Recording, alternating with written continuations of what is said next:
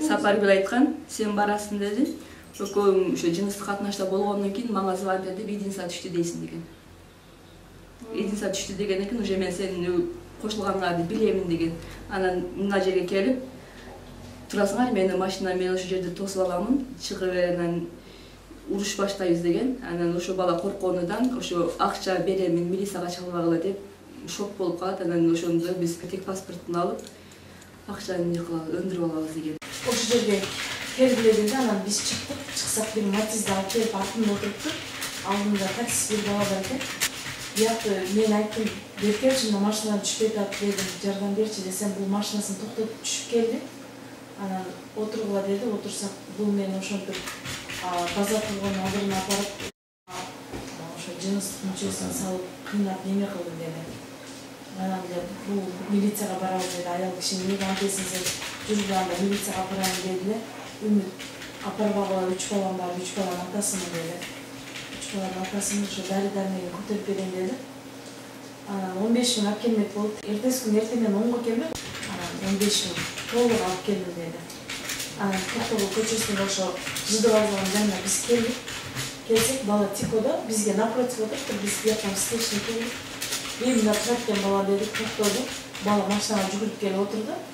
Анан акчаны алып келдим. Азыр машинада деп кайра түшүп кеттим, акчаны алып келди. Анан кыз өзү алды, алып келдимби деп алып санап 15 миң. Бар кете бер деди, түшүп кетти. Анан ошо мен сразу эле сумкама кошелекке салдым. Анан барып сейилде бияктын съемная квартирасы жашаган жер анан.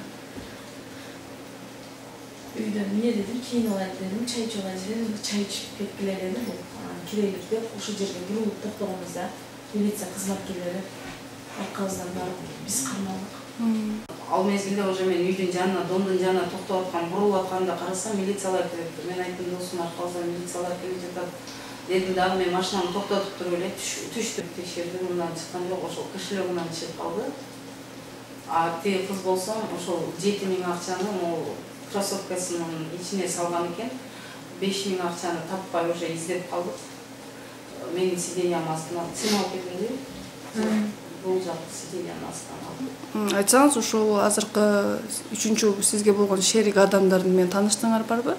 Кайсыл адамдар? Ошол баягы үчүнчү кыз. Үчүнчү кыз жакында эле тааныгам аны. Мен таксовать этем өзүмчү. 4 жылдан бери таксовать этем, сөз акча алып, жакында эле ошол сөз акка кетип атат. Клиент болуп чыгып таанышып калган. Буга чейин ушундай жолдор менен иш кылчыңарбы силер? Буга чейин мындай вообще түшүнүгүм да жок болчу да. Мен мисалы азыр райондорго чалып, андай-мындай деп атат да. Мисалы мен андан коркпойм да. Мен эчтекеден коркпойм. Келип, пожалуйста, менден бирөө жабырып айтса болот. Азыр ушундай кылып аткан ишиңерге өкүнөсүңбү? Өкүнөбүз.